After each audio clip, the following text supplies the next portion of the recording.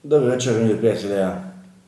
Tak, minister Taraba, obrovské obavy ľudí o tom, že jeho pripravovaná studňová amnestia povedie práve naopak ku kontrole tých, ktorí majú doma studne, s poriadnym kusom arogancie označil za hoax.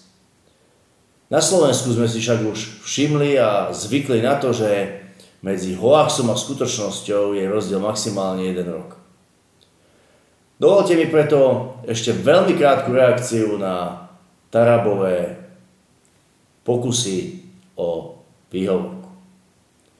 Ak by vláda naozaj chcela tieto studne kontrolovať preto, aby ľuďom odpustila akési pokuty za to, že majú doma studne nelegálne, tak sa to dá spraviť úplne elegantne zmenou zákona alebo vyhlášky bez toho, aby museli k ľuďom chodiť domov na pozemky, do dvorov, jednoducho na ich súkromný majetok.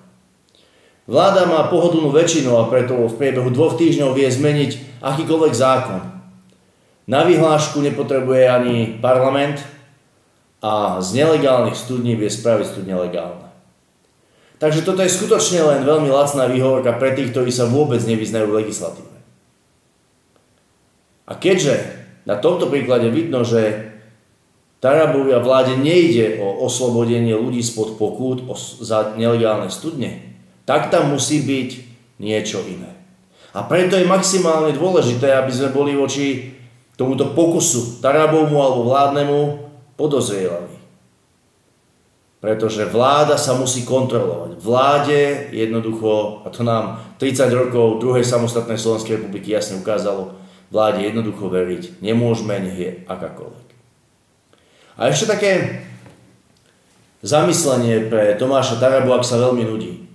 Tomáš, ak sa veľmi nudíš a máš prísť zase s nejakým podobne hlúpym nápadom, skús sa radšej pozrieť na nelegálne cigánske osady.